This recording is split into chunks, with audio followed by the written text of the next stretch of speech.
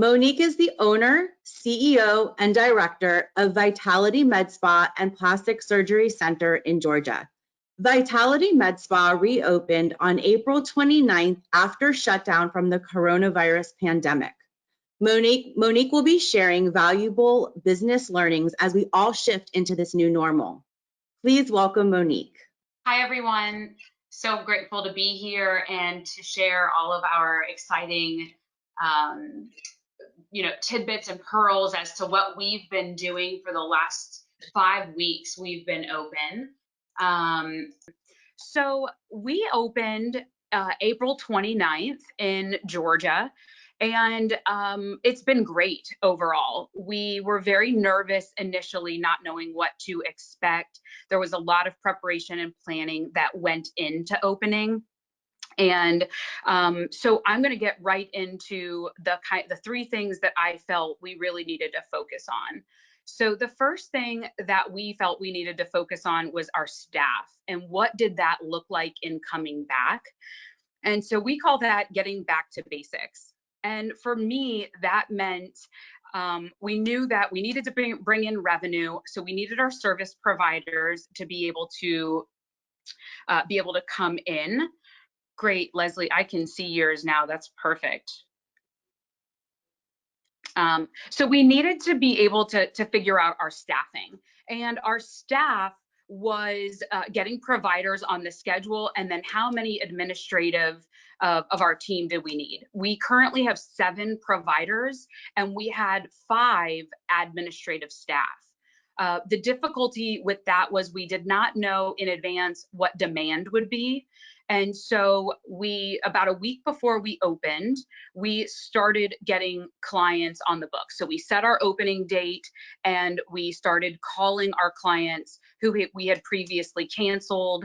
And we had several facets of incoming. So we had people we had canceled, which we were able to pull a report from we use MindBody, so we were able to pull it from MindBody of who we had canceled.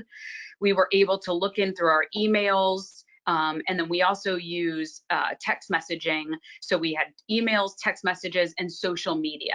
And all of those avenues were clients that were wanting to get rescheduled. So we just started tackling that. Once we knew what the demand was, we determined initially that we would open 3 days a week, and we had reduced hours as well. Our reasoning for having reduced hours is that I have a daughter and I need to be able to pick her up and take her to school every day. And so we were normally open Monday through Saturday, 9 to 6. We're now open Wednesday through Friday, 10 to 4, and 1 Saturday a month. And we were able to fill that schedule very easily. And then our threshold was 75%.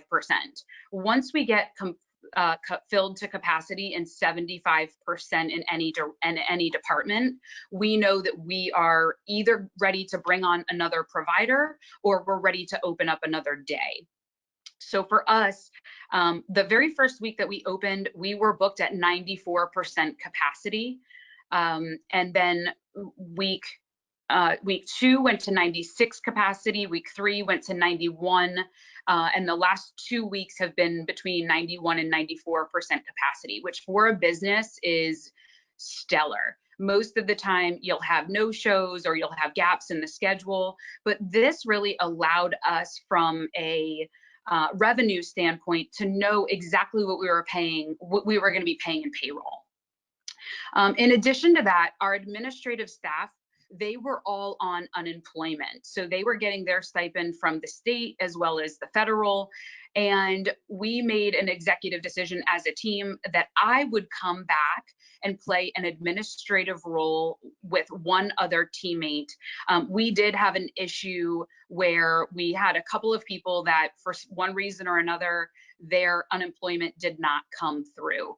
And so the very first thing that I did was reach out to the people who did not have any unemployment coming in and say, would you like to come back in?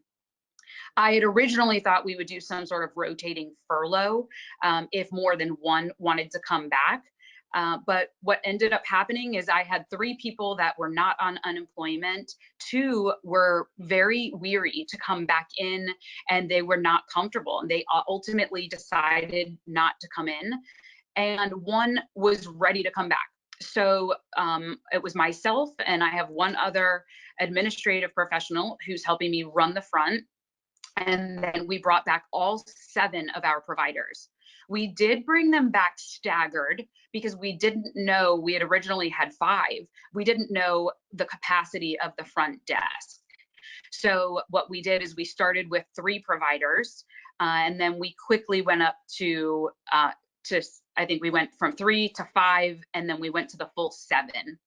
And running at 7 has been very busy for us, but we've implemented a few other things along the way that I'll tell you about, which has made that possible for us.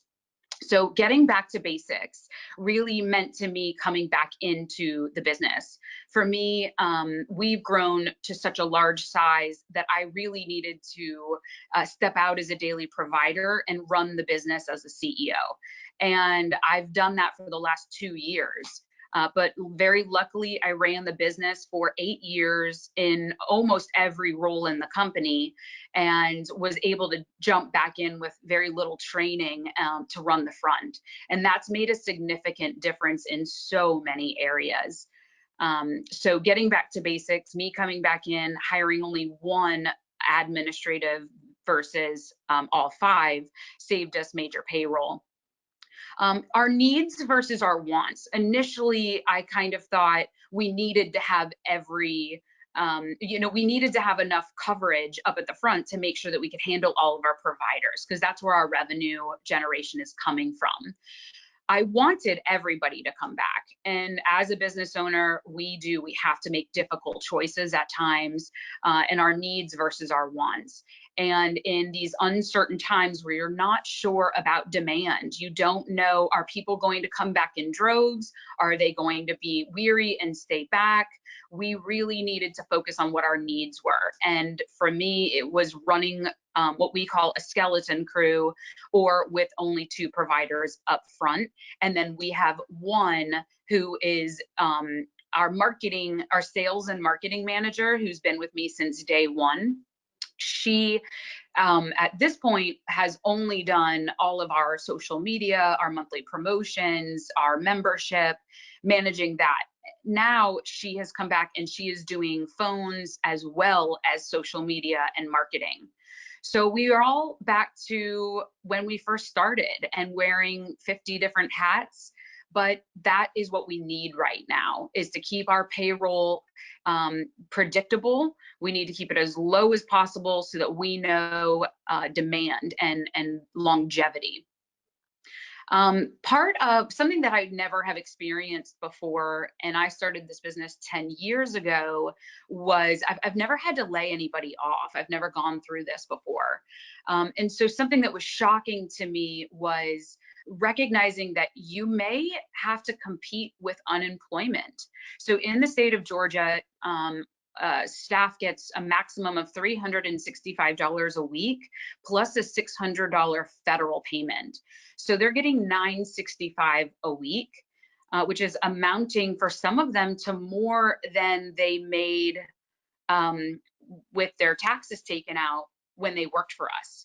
So that's something I've never had to really work with before, and it's definitely a challenge that I was surprised to hear that, we had a few people that said, listen, rather than to come back maybe part-time or on a furlough, maybe I'm coming back every other day or every other week, I would rather not affect my unemployment and keep that.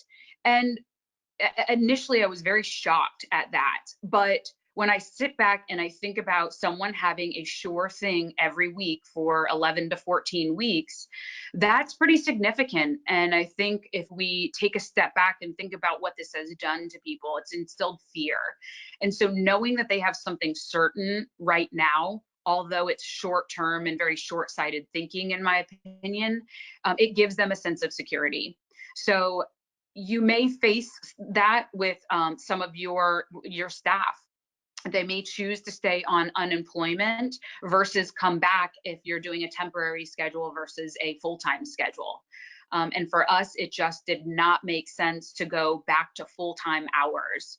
So that's something that long-term, as their unemployment starts to end, if and when that does, then we'll have to make a determination as to whether or not we're ready to bring them back, or if we're not, and then they will most likely need to go and look for other employment opportunities. So moving on for compensation. So we work with a gentleman named Brian DeRocher, who is a consultant in the med spa industry. And anytime I just have a question or concern, or just I want someone that I trust to run things by, I reach out to him. And so with compensation, my question was, what do we do now? We normally have a base pay, we have a commission structure, a bonus as well for meeting specific goals. And what did that look like? And he said, with reduced revenue and reduced capacity, those are things that you cannot guarantee at this point. So what we ultimately chose to do was to bring everybody back at their same pay rate, but we removed compensation and bonus until we had enough data to know whether we were going to be able to pay that out. It turns out that those things were directly related to sales, to revenue sales and to service sales. So those are things that we have been able to bring back in. And for the last 5 weeks, I have truly been just humbled by how amazing my providers are. And every day, them coming to work, excited to be at work, really doing the best by our clients. And I think just like the teachers in our lives and the people that are really stepping up, first line responders to all of this, they deserve the world. And I wish I could give them hazard pay and everything else that's in there. But at least if I can pay their compensation, their bonuses, and their commissions, that at least eases some of the burden of having a reduced schedule.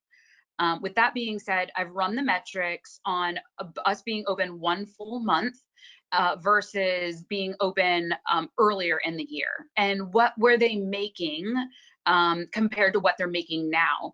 And we had very little disparity, surprisingly. So we saw that clients were actually tipping.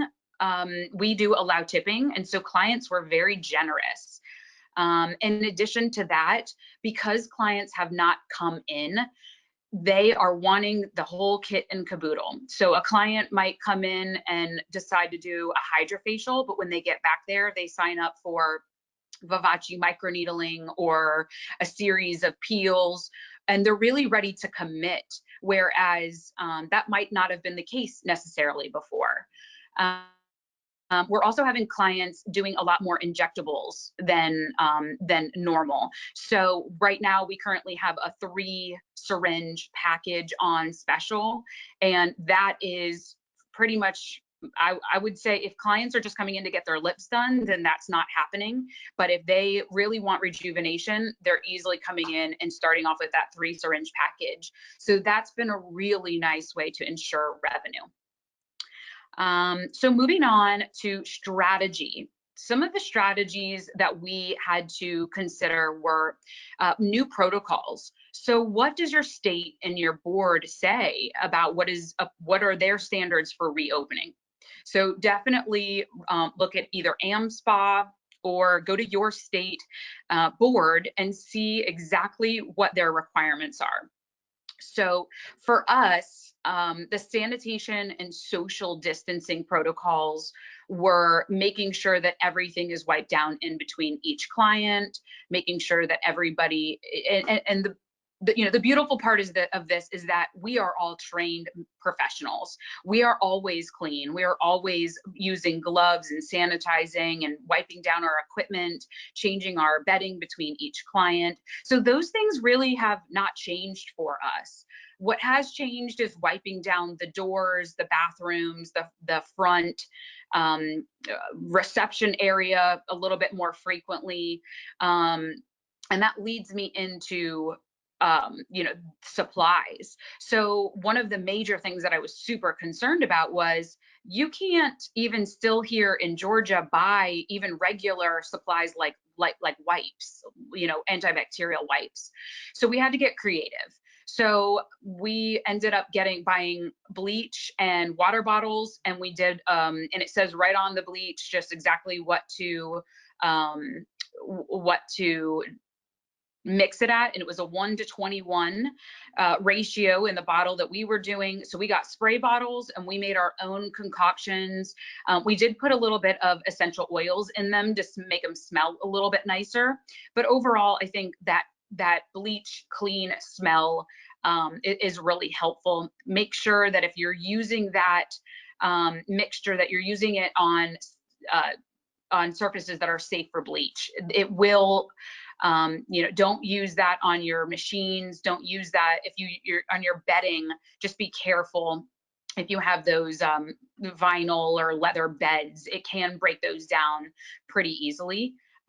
So you might want to use some other type of DIY antibacterial option. What else we were able to do for the first 4 weeks, we were able to open our door. It was beautiful out. That meant we did not have to wipe down our door each time people came in. And then we put outside of our bathrooms, we put supplies like hand towels. So people could just grab a hand towel, open the door, and it was less wiping down for us overall. And then we also had spray bottles. So a lot of clients were really happy to assist in the process when they come in. Every business that they're walking into has a different protocol and a different strategy of how they're doing things. So most clients, when they come in, they just want to know what to do. And so we decided to go with a system called Touch MD, which is a system that allowed us to go paperless. That was a big deal for us. So if you're not paperless, considering going paperless for checkout, for consents, is a really big deal. It saved at the front desk. So for instance, when someone calls in, we will let them know that they're going to get an email. They'll have to fill out their paperwork online. We get a credit card right over the phone, which for many years that was very difficult to get a credit card from people. Even if it was our standard policy, it would always be some reason, oh, I'm driving, or whatever the reason was. But this actually benefited us. We were able to say, we're doing paperless checkout, we need to put your credit card on file. So it helped out, surprisingly, in a lot of different areas, being able to have clients do their paperwork before coming in, as well as putting their credit card on file. The social distancing portion, our waiting room originally had 12 chairs. And once we get through the slides, I'll show you a picture, but we now only have 6 chairs. So we just moved the chairs apart 6 feet. So I would say get creative with your reception and waiting area. We also, on our waiting, which you'll see a picture of in our reception desk, we had everybody's business cards, we had tip envelopes, we had pens. All of that has been removed. So there's really nothing on the reception desk anymore because we've been able to go paperless. As far as our service and product offerings, what we did is I came in before we opened and I did a large inventory. What did we have in stock? What did we not have in stock? And my big thing was, I don't want to order right now if I can help it, because we've had reduced revenues for so long. I want to get rid of what we have on the shelf. So what we did is we put together a welcome back sale, and we put things on to that that we had an abundance of. And that has seemed to go over really well. The other thing that we chose to do was do a gift with purchase. So we had a lot of retail on the shelf, and we had a lot of gift with purchases that, you know, your companies, everyone will send you like freebies for your clients. So giving them samples along the way, you know, for buying certain things, just making sure to go out of your way and give them something extra made a really big deal. or meant a really big deal to our clients. A lot of, we have seen a major uptick in retail sales, which we attribute to people just running out of things and being at home and not feeling like their best self. So we have definitely seen a huge uptick in retail sales. And the way that we kind of do that is buy any 3 products, get a free cleanser, little things like that you can do, and work with your reps and just ask them, what are the options, if there's any way that they can assist you with a gift with purchase type options, to see if those things are available. And if not, samples. That is the best way. Just get people on retail products so they can try them and then come back and purchase them. In addition, we did a reassurance commitment, and our reassurance commitment was very basic. We made one for our team and we made one for our clients. So our reassurance commitment to our team was, what do you need to feel safe? And, do you have children at home? Do these hours work? So for instance, we were open 9 to 6. We're now open 10 to 4 so that our moms have the ability to drop their kids off or get care. So we've had to make adjustments like that, and it's worked out beautifully. But making sure, again, that our team felt safe, that they had masks. We ended up purchasing from a surgical company here in Georgia called Mirena, and they make surgical garments, but they made masks. I know a lot of other companies make masks, and my big thing is I wanted something that could be washable and reusable, because I thought as the whole country reopens, being able to get PPE and regular standard gear that we use with every client, like gloves and masks, might become hard to come by. So we wanted to make sure we had washable masks so that they could use them long term. And Mirena did provide those. They were pretty inexpensive. I think they were like $12 a piece. And so we provided those. We also phone screen and just make sure that in our reassurance commitment to our clients that they haven't felt sick in the last 14 days, that if they've been around anyone who's been diagnosed, we ask them to please quarantine for 14 days before coming in. So little things like that, our questions on the front end made a big difference. And we're doing a lot of that on the phone. And then we also use a company called TrueLark, which is a 24-hour concierge. There's a ton of them out there. And they used to take on average 350 calls for us a month. And then they would book about 80 to 100 appointments from those phone calls. Now, since we've reopened, they're taking about the same number of calls, but they're booking about 170 to 200 appointments a month for us. So they've doubled what they're booking for us, and that's taken a lot off the front desk. And then they're able to get pre-scripted, reassurance commitment. Please make sure you wear your mask. Please make sure you fill out your paperwork before coming in. And then if you're, feeling ill, please call us and we'll get you rescheduled immediately. So things like that have been great. Our reassurance commitment, we sent out as an email to all of our clients. We put it on our social media, on our website. And then, like I said, it's also being discussed over the phone and via TrueLark. So as far as marketing, we were really torn with, with a reduced revenue. Do we have a sale? And at the end of the day, client loyalty for us is so important. And just letting our clients know that we appreciate them choosing us and coming back to us.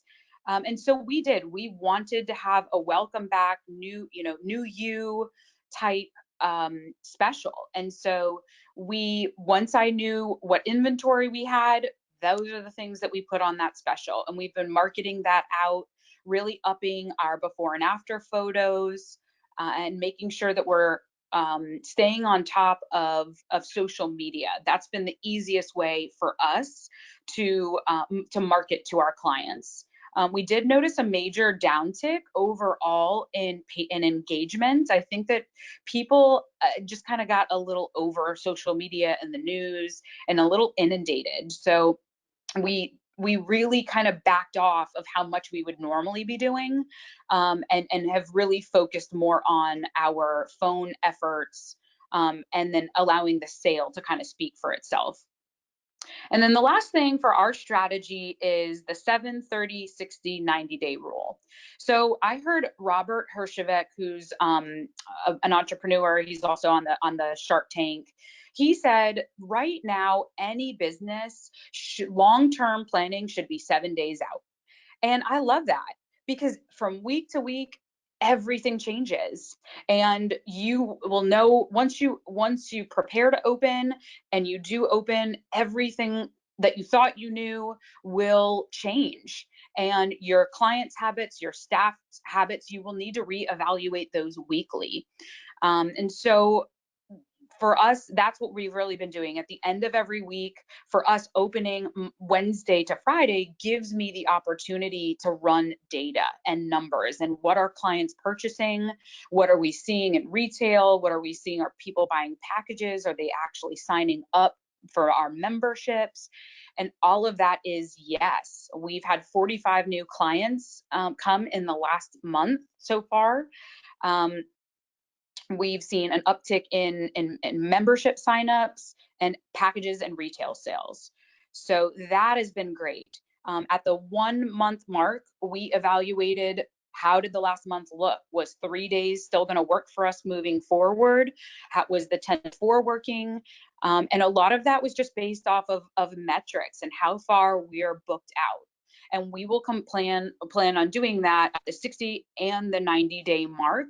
And at this point, after being open for now 5 weeks, we have determined that we will most likely stay like this through summer. As we all know, summer tends to be a slow time in our industry. So we believe that we'll stay this way through summer. But one thing that was unexpected for us is weight loss. So we also do weight loss. And that quarantine 15 has kicked in, and a lot more patients than we had anticipated are wanting to get on weight loss. So we are right now in talks of considering opening one more day to accommodate the weight loss clients and to be able to see them. And so that's just really, like I said, it's going to go off metrics, and our number is 75%. When we are booked in that department 75% of the time or greater, we will then either bring on another provider or open up another day, and that just depends on what you have available to you. So the next part that I'll get into is finances. So my first thing was to really start thinking about, what debts do I have out there with my vendors, and then my fixed expenses. And I just started calling and having negotiation. Over the 2 months that we were closed, I had already done a lot of those negotiations and called and said, we have no revenue. Can you give me time? So hopefully all of you have done that.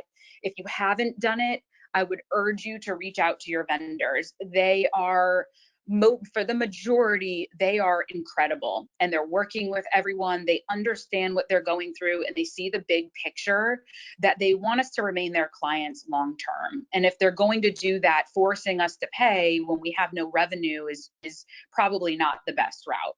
So a lot of vendors were giving extended terms. Most of our utilities offered 60 days. I'm assuming, especially in areas like California with an elongated another 3 months out, that they will be extending those things. So please make sure you call and ask to hopefully get a forbearance during these times, or at least an abatement, if they would at least even allow you to pay a portion, and work with you that way. There's lots of options. With our vendors, we've been seeing great promotions come through. So for things that we did need to order, basic supplies, just for instance, Ormetic lip, we order 100 of those at a time. That's not something that, every single person that gets their lips done gets an hormetic lip. So we needed to be able to order those things, and making sure that you are having things like that in stock. That's important. So I had to determine what I needed to order and what we absolutely just could not afford to order in the beginning. And again, work with your vendors, any kind of gift with purchase options or extended terms for payment. The other option that I considered is 0% interest credit cards. So right now, being able to use somebody else's money, if they're going to give you 12 months, no interest, that's a great option. And it buys you a little time if you haven't gotten your PPP money or your EIDL money. It buys you some time. So I would definitely look into 0% interest credit cards if that is also something you would consider. Moving on to the landlord. Unfortunately for me, my landlord did not care that we had no revenue. My rent was due and he wanted it paid. And so I think we closed March 25th. And on April 1st, I got a demand letter for my rent. And then towards the end of the month, I even received eviction paperwork. And that was very unsettling, especially for, I think for any business owner to receive something like that when something is so out of your control. I did have the money gratefully I had the money to pay, but I was in no position to pay a rent, not knowing if we were going to be able to reopen or when, and even what that looked like. So I chose to hang on to it. I've talked to some business owners and they did do abatements where they would do maybe a 50% rent due and tack it on at the end. But luckily for me, about maybe 2-3 weeks ago now, my PPP money came through and I was able to just send them a check. So that really opened up some doors, that money coming through. With the PPP to pay my landlord. And again, our utility companies were amazing. Any of our marketing, our subscriptions, almost every company gave us a complimentary month or two. So like I said, please reach out to them if you haven't to see what the options are for you. As far as PPP and the EIDL, those are tricky. So the PPP had the first round and then they came out and did the second round. Almost everyone that I know has had success with the second round. I don't personally know anybody that had money through the first round. And I've ultimately chosen, because if we are not able to bring back our staff, all of them. So if you don't bring them back, as far as I know, you're not able to pay them. So the ones that are getting unemployment, I didn't feel the need to pay because they're already getting unemployment and they're not working. But the ones who didn't receive a penny, we have 3 of them, I wanted to use some of that money to pay them. What I found out though is if you pay them, you're technically bringing them back on, and you're supposed to continue paying them. And that is something that I was not prepared to do. So I have ultimately made a personal choice to take some of that money. PPP is non-forgivable at the 1%, and I am paying them a portion out of my pocket, because I can't even imagine what it feels like to stand and have absolutely no job and no income. So that was a personal choice for me. I've also told them to sign up for things like Instacart and, look for other opportunities. But for me, that's what I chose to do, to use some of that PPP money. So I will be taking that, or a portion of it, as a loan. As far as the EIDL, that is that economic injury disaster loan that was originally supposed to be $10,000. Then they changed it to $1,000 per employee. I never received the 1,000 per employee. But this last week, I got an email that my EIDL was approved. Now, the really exciting thing about the EIDL is that it's a 30-year loan. So none of this is exciting to have to take a loan in uncertain times like this, but I was speaking with Brian DeRocher, who again is the consultant that I run things by, and I said, well, what do you think? I think the business is doing okay right now. I got the PPP. I don't think I should take that EIDL money. And he said, absolutely not. You should 100% take it because we don't know what's going to happen in the future. And if you never use that money, great. You can pay it back or you can use it to make your monthly payments. And I want to say it's 12 months before repayment even starts. So it's just a no-brainer, extra rainy day fund because we really don't know what all of this looks like in the coming months. So I am choosing to take the EIDL. It came through randomly one day as an email, and all I had, it was very odd. I did actually look it up and make sure because it was very random, and I haven't gotten any communication since I applied from them 3 months ago. But I did look it up. They verify your information. They ask a couple questions to verify your identity. And then they put you into a submission process. So I'm assuming then they'll verify everything. And then it from the app appears that I'll get some sort of closing documents. So that is my experience so far with the PPP and the EIDL. And then the only other thing that I have on here is our cash flow. So what I did with the cash flow is I looked at what are all of my absolute fixed expenses. And then I took what I thought was going to be our payroll based on the 3 days, and I estimated that out. And I set what I knew we needed to make every day to make ends meet. And that was my new dumbed down cash flow is what do I need to keep these doors open? And we had determined that. And then I was very surprised at what we needed to stay open and then what actually happened.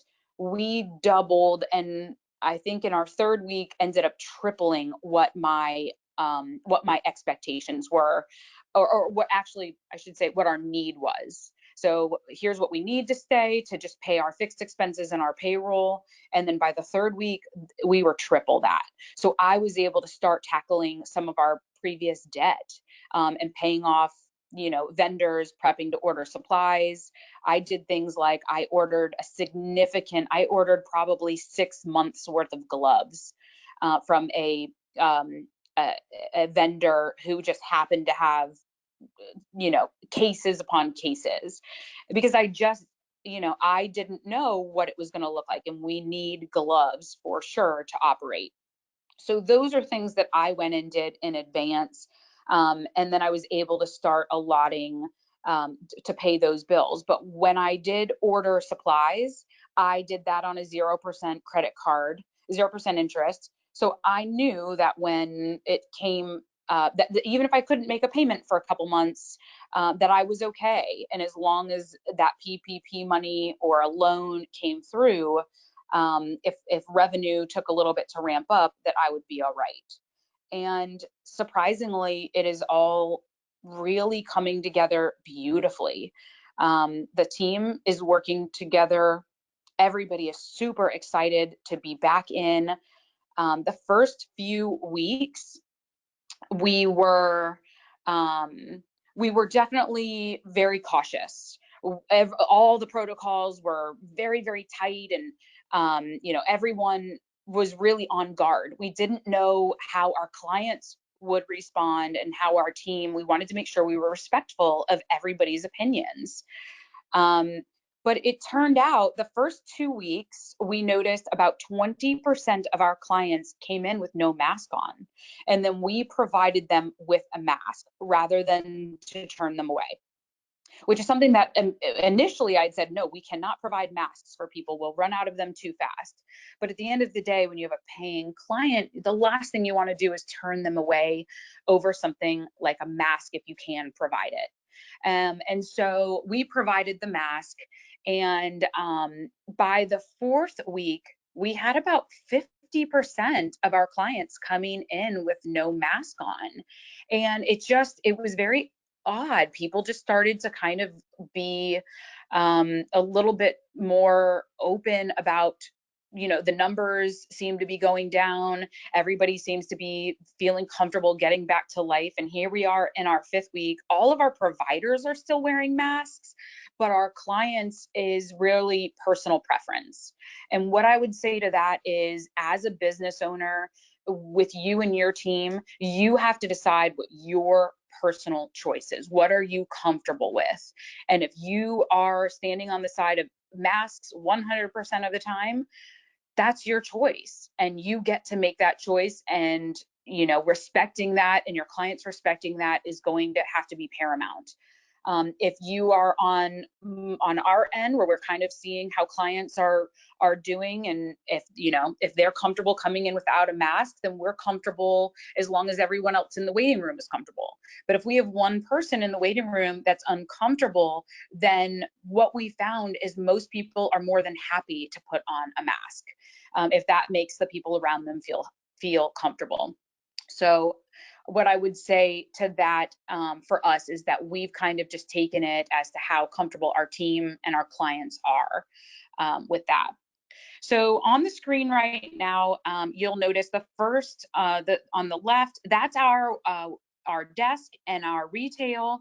Like I said, normally we would have a sign-in sheet, we would have pens, we would have all sorts of stuff up there, and that has completely been taken off. And then in the slide next to it, that is our waiting room.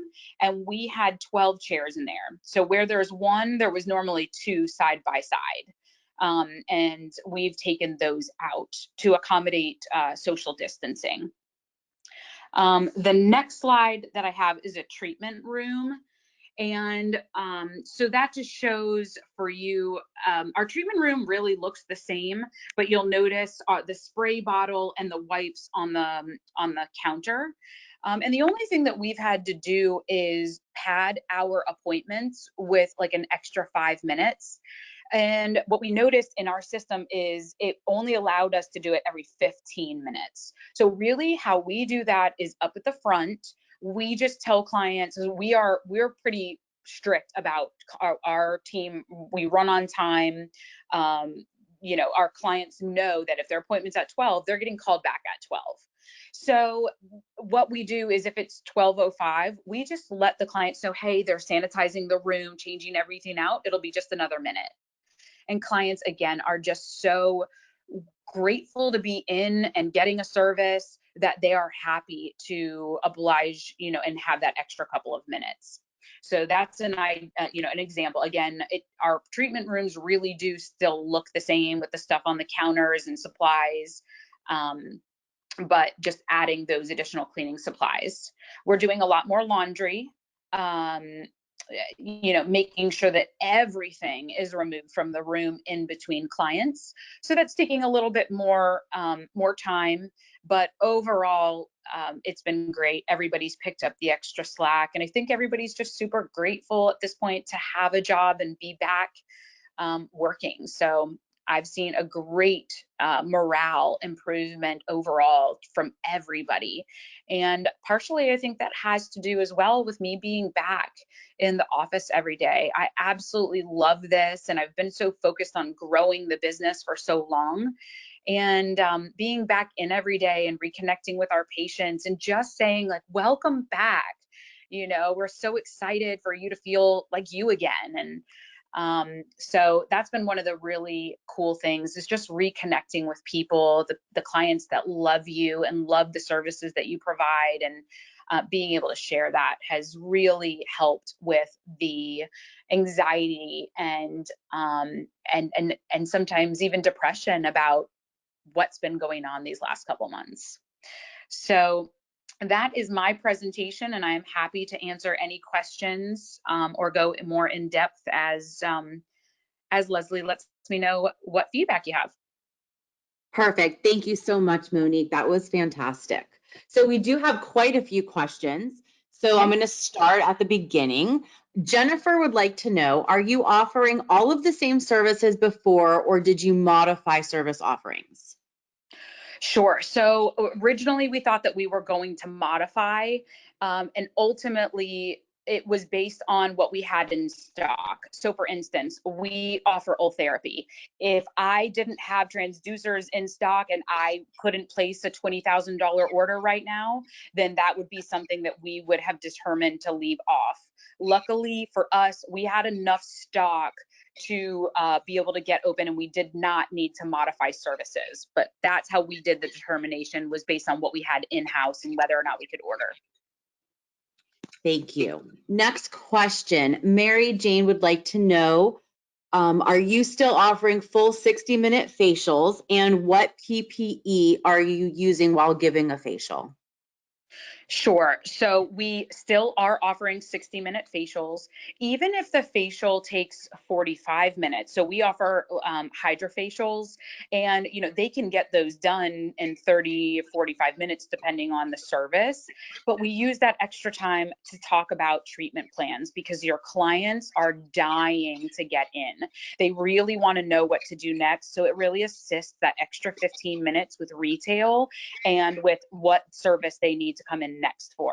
So so I would definitely keep your times. Make sure these clients want to be pampered, and Lord, do they deserve it after being at home, especially under the conditions. So as far as PPE, we are wearing face masks and we're wearing gloves, which is what we always would normally have worn during services. So nothing has really changed there for us. Okay, thank you. The next question is from Michelle. What do you use as your paperless system? Touch MD. Okay. And the next question from Mary Jane. Have you increased your prices for your services? We have not. Okay. Next question from Anne. Do your clients use Venmo for tips? They do not.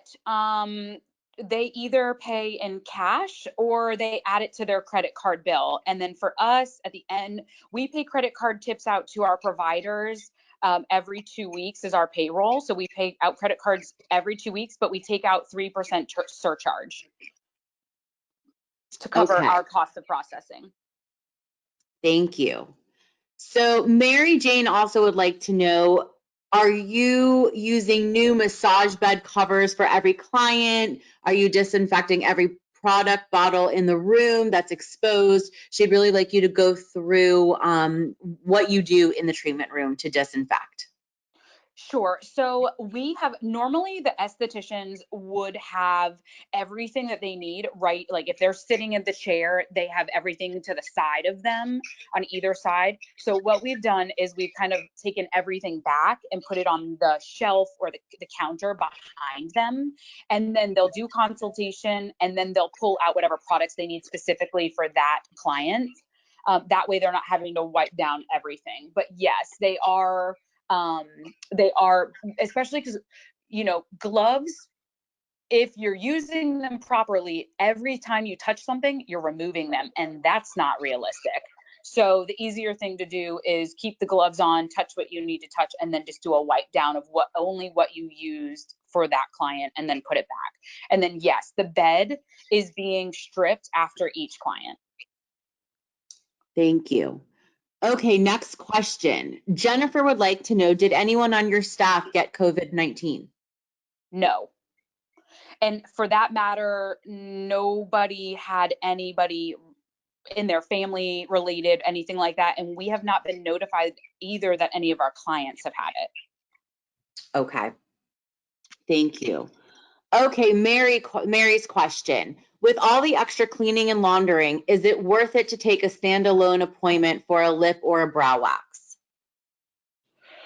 Oof.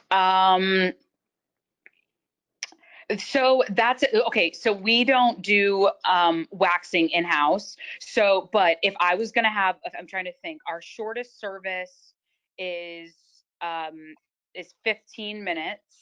And we are still seeing those clients. But what you might want to do is just say we're doing, like, they have to do a certain package.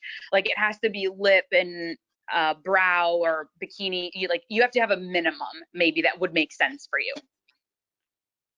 Okay, thank you.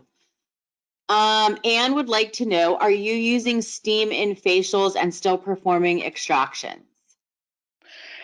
We are, let me think. So they're only doing hydrofacials now. We used to be full service facial, steam, the whole nine, and then we transitioned over to just hydrofacial.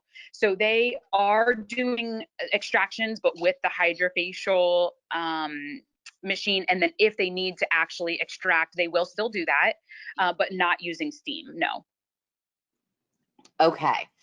And Tanya would just like to say, thank you so much. I'm so humbled by you telling the story of struggling. Often no one talks about rent, restructuring, managing. Thank you so much. You are so welcome. And I am happy to continue to connect with anybody, along the way. I know that this is trying, but I promise from my experience, the business is actually better than ever. And the first couple of weeks we didn't know what to expect. Everybody was kind of on edge, mostly me. But it's turned out to be better than ever. And, I hope that it is the same for all of you. Thank you. Okay, so a few more questions if you have the time. Are you able to answer a few more? I sure do. Okay, so Michelle asked, did you feel the need to offer a discount or money off of specials for all clients who came back? I was torn on that at first. Like, hey, we've had reduced revenue. I can't give a sale right now. However, so we didn't put single things on sale. So for instance, if somebody came in, you wouldn't get a discount on one facial, but you'd get a discount on a series. So that was our way of bringing in more revenue by elongating our series. And then, like I said, we do cosmetic injectables. So rather than one syringe, there's no discount on one syringe, but there's a discount on 3 syringes. And then a lot of our vendors have been offering coupons and things like that, and give backs. So, that's made it a little bit easier for us to pass on those promotions to the clients. Okay, next question. How often, this is from Meredith, how often are you changing top blankets or comforters? Okay, so we removed the top blankets and comforters because that was just too crazy. We decided to ultimately just remove those, and so we just have the sheets, and that way it made it a lot easier. Okay, next question. Michaela, did you or your staff get tested before opening, and what are your thoughts on that? No, we did not get tested. And our reasoning is because the antibody test it's very limited. There's so many potential strains of this right now that even if you got tested and you thought, you know what, I might have had this, you could still come back negative, and it wouldn't necessarily tell you either way. So no, we did not get tested before. Okay, and Meredith also would like to know, are you still dermaplaning? Yes. Okay. Dana would like to know, she's been trying to find stock in gloves for months. Do you have any suggestions? I ordered from a company called Life of Riley in Tampa, Florida. And I know that I bought, everything that they had. Check with your vendors, check with all of your reps. Those are the people that are going to know. And then I want to say that in my email, I haven't paid much attention because I have so many gloves, but I will try and compile a list of people that I've seen that have, and send it out, and we can possibly send out a message to everybody after this. Okay, thank you. Next question. Let's see, Deborah, she's in California, and it is recommended to remove all fabric cover. They cannot be disinfected. Is it different in Georgia? I'm sorry, so remove all fabric coverings that cannot be disinfected? Yes. So we don't really have anything that can't be disinfected. Like our beds are like a leather vinyl type material, so those can all be disinfected. And then we just use sheets that we have only white sheets, and so we can bleach those. So we have been able to sanitize everything. Okay, perfect. Patricia would like to know, are you taking temperatures? We originally thought that we would, and then for us, when we went from 5 administration to 2, and we had multiple providers, we did not have enough manpower to take temperatures of everybody. So we originally said we were going to, we ended up not doing it, and we have not had a problem since. I will tell you, if you decide to take temperatures, finding temperature probe covers is I have not found anywhere. And you can buy these like scanner ones, but I've seen they're not accurate. And the difficulty now is going to be coming into summer. Someone's going to be driving in their car. They're going to be possibly warm, and then you're going to scan them. They might be over that 99.5. And if so, then you've got to go into a whole protocol. So for us, we chose not to do it. Okay, and let me see, I think we have a last question. From Janet. First the question I guess would be, do you offer massages? We do not. Okay, so her question was, are the guests comfortable with only a sheet, your massage guests? But that could just be a blanket question. While your clients are getting facials, are they okay with just a sheet and just as comfortable? Yes, definitely. We haven't had any clients complain. And I think it's all about the communication and just letting them know for sanitation purposes, we've had to remove the over coverings, and just making sure, are you comfortable? Are you warm enough? Just the normal things that you would ask. I might consider putting, heating blankets. Normally this time of year we remove them, but keep them maybe on just in case the client does get a little chilly. That way you can put it underneath. Wonderful. And then last but not least, we have tons and tons of people saying thank you so much for sharing your story. They really appreciate it. And if you wouldn't mind, would you like to give out maybe your social handles if people would like to follow you and follow your journey? Sure. So we are on Instagram at Vitality Medspa MD. And we are on Facebook. Give me 2 seconds. Let's see, at Vitality Medspa as well, at Vitality Medspa MD on Facebook. We are with the whole new TikTok. We're really excited. We're maybe going to try and make some fun videos just as a team, just because I think we're also excited to be back together, that we want to laugh together and we want to just enjoy the company. So we're talking about maybe setting up a TikTok handle and maybe making some fun videos, together. We haven't done it yet, but that's something that we're kind of looking at doing. So yes, please follow us on Instagram and Facebook. And then if you want to send in messages, if you have any other questions, if there's anything that I can answer for you, please feel free to reach out and I'm happy to answer specifics. Perfect. Well, thank you so much, Monique, for your time. We really appreciate it. And this was extremely valuable. And, the comments that I'm seeing right now are just fantastic and so appreciative. So thanks again. And thank you everyone for joining. We're so happy that you joined and we can't wait for everybody to get back to business in this new normal. Have a fantastic day. Thanks, everyone. And thank all of you at Image for doing this. This is incredible that you provided this to us. So thank you so much. Our pleasure. Bye-bye. Bye, everyone.